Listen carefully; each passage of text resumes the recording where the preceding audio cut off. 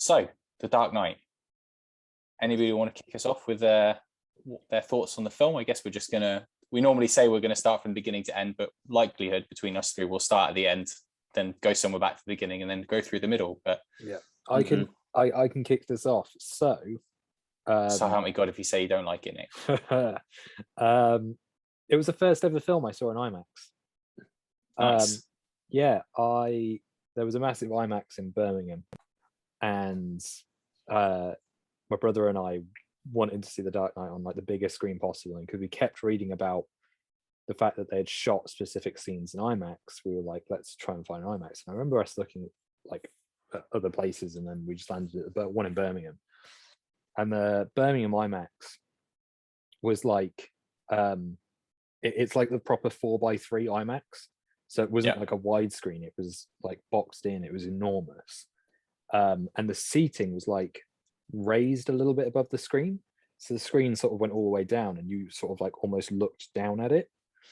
And so the opening shot where it's going out across the city, you sort of felt like you were flying, because like the screen just fully immersed you in the shot. It was crazy. And it was just so cool, like that whole opening segment right up until I think he drives the bus out of the bank, that's all done in IMAX. And so it was just like the most intense opening, and to somebody who hadn't done IMAX before, I was just like, oh my god.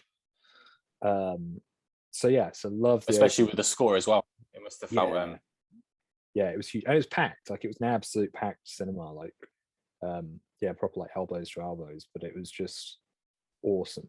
And I still love it. Like Nolan loves loud as well, doesn't he? So loud. It would be nuts to watch IMAX. Yeah, probably on the quieter end of his films, though. I think the loud peaked with Interstellar. Sure. Yeah, but it's still noisy. Yeah, definitely. Tenant's pretty loud as well, isn't it? Yeah, it's the like little Joker theme where it does that weird like whine that just gets louder and louder. Like,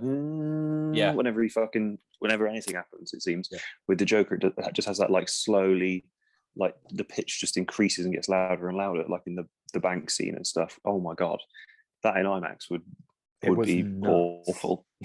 Yeah, great, but let's talk about the opening scene, because for me that's one of the standout.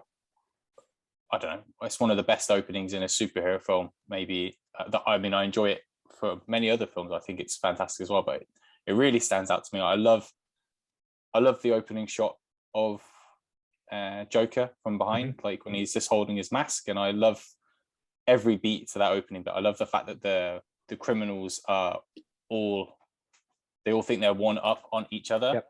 And then it ends the way it ends, with obviously Joker having the last laugh in that scene. And I just think it's such a good way to introduce that character, because it is just chaos, and you establish very early on that he is just, that is who he is. It's just a bit chaotic. And I think the only thing that I don't like about it is the timing of the buses. That's the only bit that always stands out to me. That there's very convenient, and everyone just keeps going about their days, even though a bus is pulling out of a bank. But anyway, that's a minor niggle as well. But what do you two think of that opening? Did you enjoy also the fact that in the background of the first shot with the Joker, there's a Spider-Man 2 poster? Is it Spider-Man 2 or Spider-Man 3? Yeah, in the backdrop. So like when he stood with the bag. Be Spider-Man 3. I don't know which one it is. Spider-Man 3 then. Because if Dark Knight came out in 08. Yeah, there's the shot where he stood by on the corner with the bag.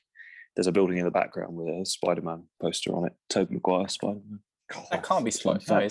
That's Spider-Man. I'm telling you. Yeah, maybe. Spider-Man 3 was like 07, right? Wouldn't it have been the Amazing Spider-Man though? That was 2012. It's a Tobey Maguire poster. Dark Knight Rises. Oh yeah. I think that when they were filming it, bear in mind, it's when they were filming it, not when it was released. So whatever Spider-Man it was, there's a poster in the background. That classic film. Didn't notice. I think my focus is too much on Joker, but I've never noticed. I only saw it in like a picture on the internet, and then I now notice it every time I watch it. I'm like, there he is. Was Tobey Maguire dancing in the scene as well? Yeah. If you watch really closely as he gets in the car, and he's like 3 guys, that's it. Out the side of the window, you can see him come out the doors of that club, gyrating, gyrating thing. Yeah. just off to the side. It's real What a quick, film. though. Blink and you It's miss just it. Sam Raimi filming on the side. Yeah, they're all there.